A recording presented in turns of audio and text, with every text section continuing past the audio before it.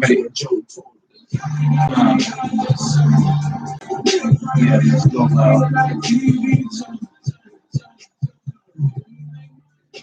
All right, so we on the misadventures of Marty and Fern album, Social Club Misfits and Babs Babs Babs. But that before the saying before was the album and Social Club Misfits. So this is a Guy versus Science. Um, this isn't really going to be too heavy, even though the title suggests so. Um, I don't think that. Geez, let's hit go with the hot topics first, because I know it's going to be coming up. Um, the hot topic is homosexuality, and while I'm not going to sit here and promote hate, um, there are people who used to be who are very quick. The Bible very quick to can hate. I guess, but especially with this other hot topic with the ice cream thing, they were very quick to kind of like try to get people for a certain thing. Now, it was like it was kind of unrelated. But my point is that, the Bible has certain standards, and I'm still continuously reading it, but for the most part, I agree with the standards.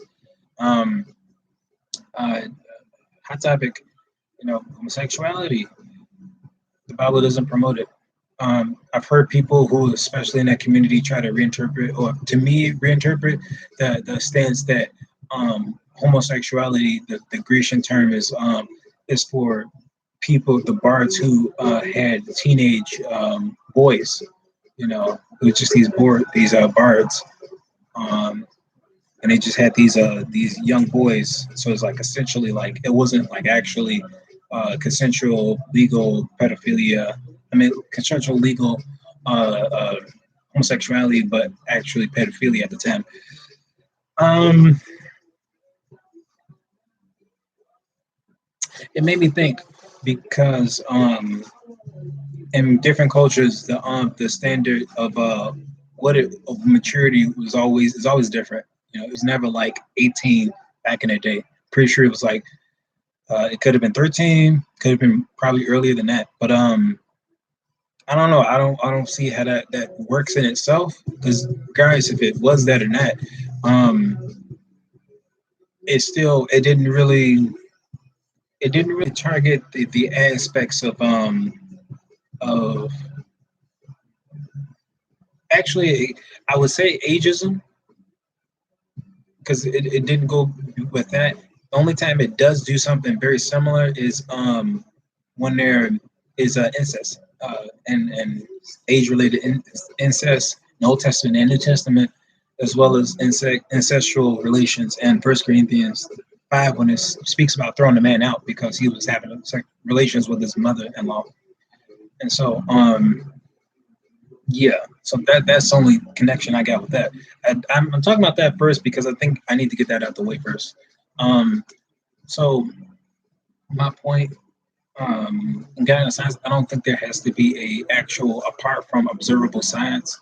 I mean, apart from non-observable science, so things that happen, you know, 5,000 years ago. Now, of course, you have these documents. There are, and also check out Inspiring Philosophy's page. He has a lot of these videos regarding Jesus versus these specific people that people claim that certain atheists or non-theists believe are just taken things that are taken figuratively from not just figuratively but just literal plagiarism from other ancient philosophies or spiritual practices back in the day, or spiritual schools of thought.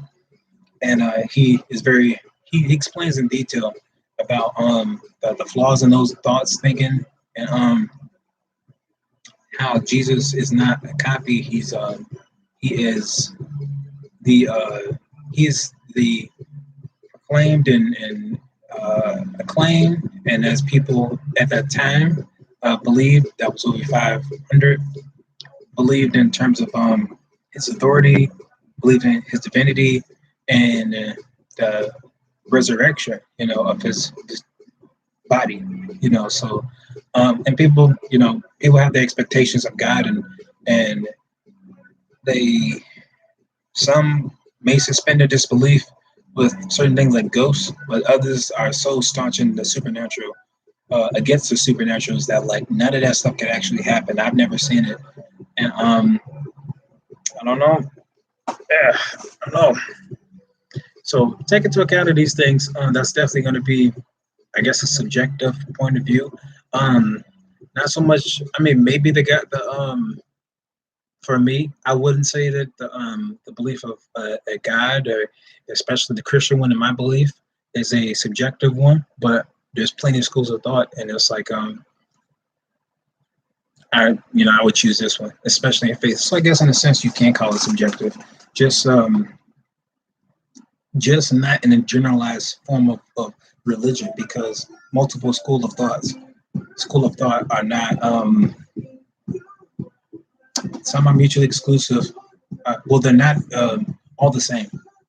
They're all pretty different, very different, and they all try to tackle the world's different aspects of living. And, in terms of understanding just the aspects of science versus God Himself, God's known to be omniscient, all knowing. Um, and there's this dynamic of God Himself and man's interpretation or expectation of God's actions. And it's kind of odd, because it's like it's this thought process that God can be God with all these cool special features, but He can't be, because our expectations won't allow Him. You know, we say, and and some of the arguments are reasonable. It's not unreasonable. It's like, you have sick people, you have people in the ward, you have all these things that happen, and I don't really have a good answer for it. The most I can say is like, you know, um, there's plenty of food out here. There's I would think there's plenty of medicine out here. Um, and even in national relations, you can say there's a lot going on in there. Of course, there is. But my only thought is, not only are those complex issues. Um, I think if there was a possibility to spread these resources and spread them throughout the world, they say even with America's one of I think the corn, we have enough resources to feed the whole world several times over. I believe like three times over, something like that. But that's not it's hard, but also at the same time, it's like you can't force people to give. You can't, and I think again, I've always had this mindset of socialism of enforced is not good, but socialism in its own right, and I don't really believe solely in socialism, but socialism um, willingly expressed is profitable. But at the same time, I'm always a big fan of a hybrid, almost like a hybrid of a system. Um, but let me stop, because I'm not too adept in political matters as those. It just made me think about it. Just like the Christian aspect was that you don't work, you don't eat, and you can keep your whatever products you want, and also we share a share portions of the resources, so that everybody is without need. You know, and it's not really a thing of everybody owns something, or it's not a matter of one person hoards everything while and you just get it while the getting's good. But it's a good mesh of all a lot of things, where it's like, there's everybody has some sort of authority, like, but also there's a head authority over them. There's a head authority under him, under that person. There's like in its own right checks and balances there. So one of the things that I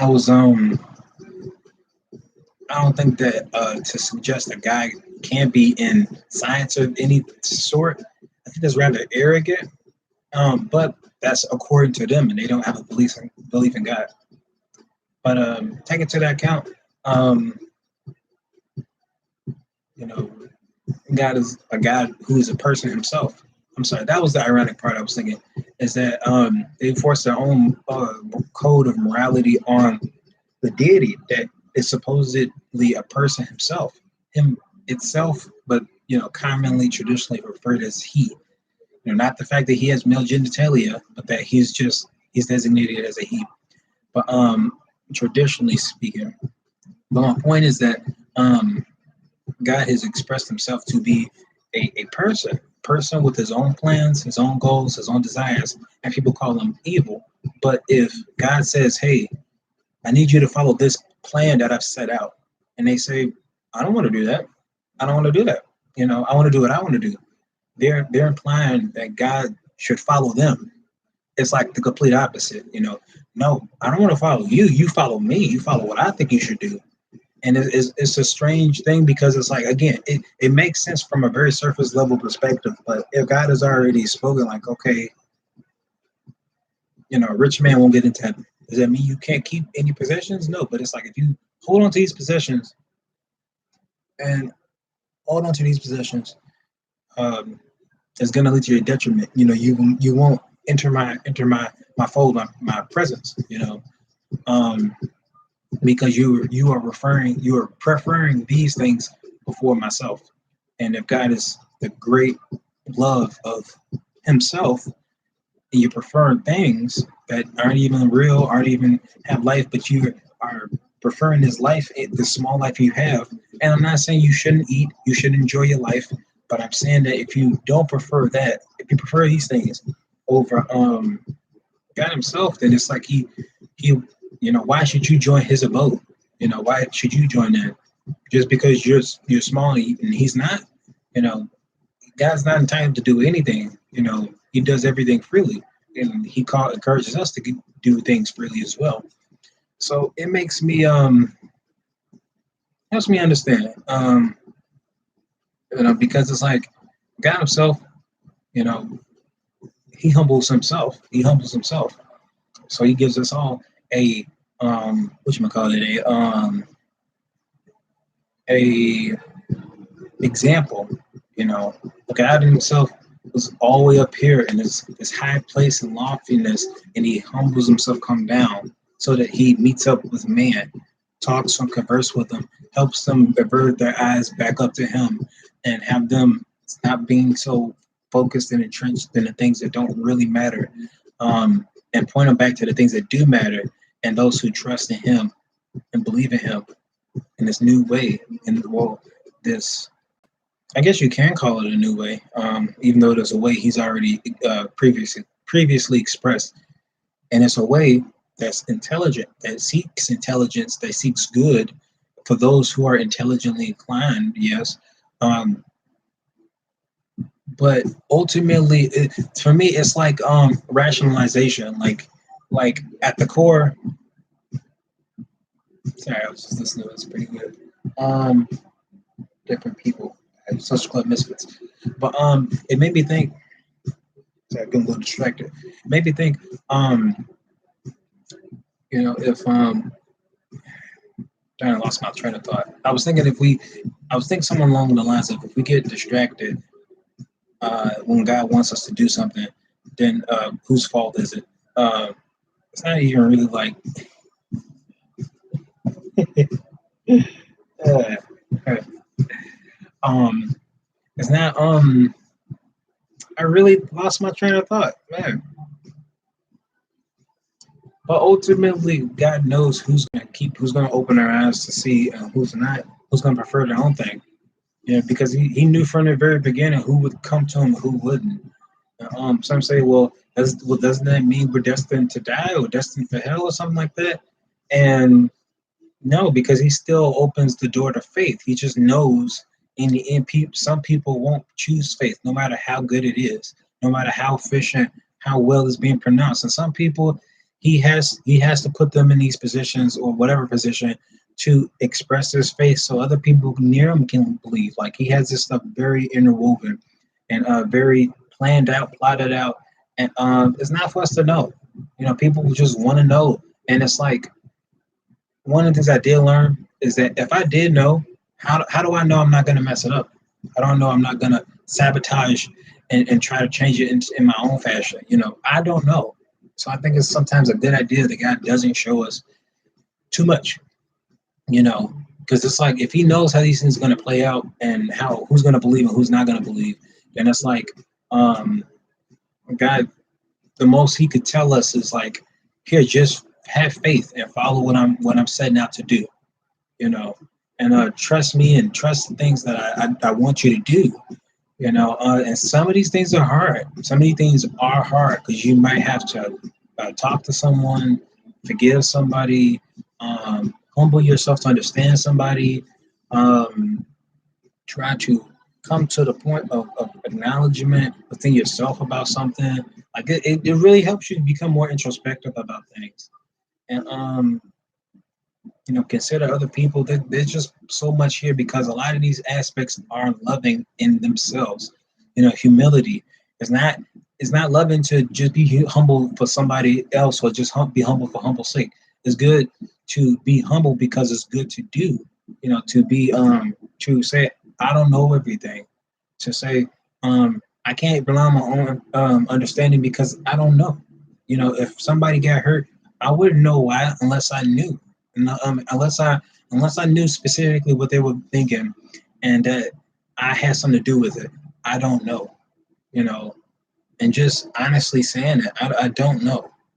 I don't know about life, and sometimes I feel, certain things like upset, rage, and stuff.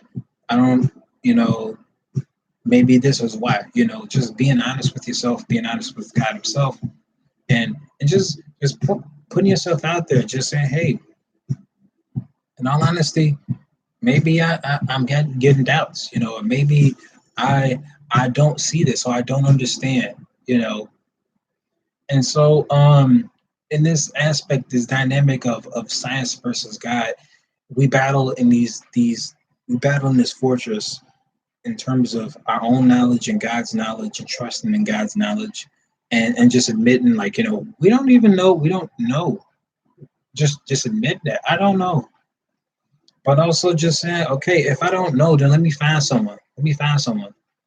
So it's just and it's kind of bothersome because in America we just, and I can't speak for any other countries, but I can speak for my own, is that we assume so much about someone else. Excuse me, and not just that, we assume that we know enough not to think anything else. We just assume so much, and I think that's a problem. Sorry, I love this. Sorry, um, and that's just not okay. Um, I had it was the last sermon, not mine, but a sermon I listened to. It was about uh, just having this pride, and that's a big portion, just like this pride against elders that they don't know what they're talking about, and just this filling up of yourself, just fluffing up yourself, saying I know what's going on, when it's like kind of when maybe the inner portions of it is just you may be dealing with your inner cynic and just like, no, they hurt. Like, if the inner portions of yourself is like, I got hurt. I got hurt and that's it. I got hurt, so I stopped trusting in the church. I got uh, uh, something happened, somebody died and I don't know why, you know, is there a reason why they died? And again, I keep thinking back to the Pillar of Siloam when Jesus was talking about, he's like, if these people died, what about you? Were they any greater sinners than you? So he's like, repent, you know, and he says something else, but I can't remember. But I love that because he says that death is indiscriminate. Death is indiscriminate. So he's like, you got to think about the more important things of life. If these things are going to take out people who are no better sinners than you or no worse sinners than you, then you need to take it. You need to start considering the more important things in life.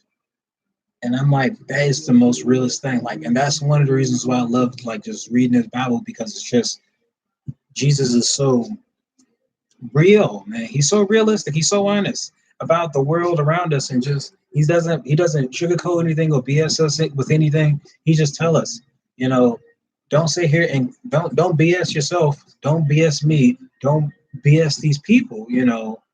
Like there are better things to understand, better things to put your mind on, to prioritize, to comprehend. And them Pharisees didn't understand. They just thought, oh man, I don't know. This guy wasn't in my expectations the Messiah, but if he is, he's taking like whoever this dude is, he's taking followers from us. Like they held on to fear, they held on to self-preservation, and not Jesus himself, because they didn't look at him and they didn't look at God and saw the stuff him and God are saying are one and the same. And he sounds like he's not BSing. He knows what he's saying. He's talking to confidence. It made so much sense to me. And I'm just like, Jesus, he knows, he gets it. And it's not just, of course, he's the word. So of course he gets it, you know. But to me, it's just God in his knowledge is not gonna sit here and school you for not knowing. He's gonna be there right there with you to deal with life, deal with the extremeness of life. Because life is crushing at times, almost continually. But what reminded me of this book, Pet a Cat When You Meet on the Street, is it's called 12 Rules to Living, and one of the rules, I think it's Rule 12, 12 Rules to Life, to antidote to chaos. He says, when you meet a cat on the street, pet a cat on the street when you meet it. Because he's saying to take note or appreciate the smaller things in life, the things in life, because yes, life is crushing, but you need to be open your eyes and be aware, that life isn't just pain, and to hate life just because life is pain and suffering is an evil, because you justify yourself hurting other people because life is pain, and that's a selfish action.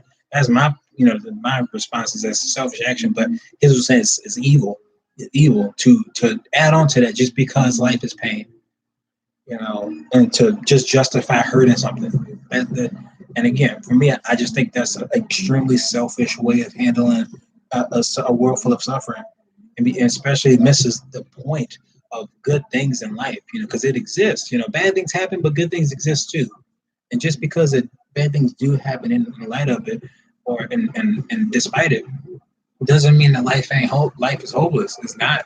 It has so many good things in it as much as bad things, and it's good to just hold and absorb and value the good things that happen in life. So, science isn't God's enemy, and God isn't science's enemy. I think you can work hand in hand with God as you understand the mysteries that this life holds. Because God doesn't shun people. The only time I would think he shuns people is if the knowledge isn't helpful. The knowledge is hindering you from actually living a fully experienced life expressed. You see people, like for instance, Stephen Bankrose, he is a very helpful guy who left the New Age movement. He learned that despite his experiences, his spiritualism, his spiritual experiences.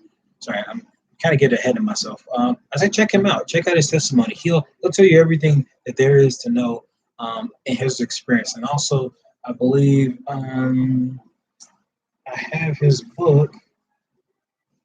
I'm taking my time with it because even though I like listening to Stephen Bankrose, he's still a wordy fellow. Like, and I'm a wordy fellow myself, so it's like it's a good thing. It's just reading is a I'm not my reading scanning is not as good as my mental and audio scanning. Just is I can pick them up audibly. Like okay, I see what you're saying, but visually I'm like okay, I gotta take my time. Okay, this is what he's saying. But yeah, check him out. That's a whole different avenue. But I do want to let you know, Steve Bankrose, I think this guy named Josh Peck, they made a new book. I think it's called something about the New Age, Second Coming of the New Age, or something like that. But yeah, it's very good. Like it has so much content. I encourage anybody to go and grab that because it's powerful stuff. Um, so yeah, just want you to say that like science isn't God's enemy, and you shouldn't think that either. Um, God made wisdom. He made wisdom science. So just take that to note. I guess I'll see you later. Social Club.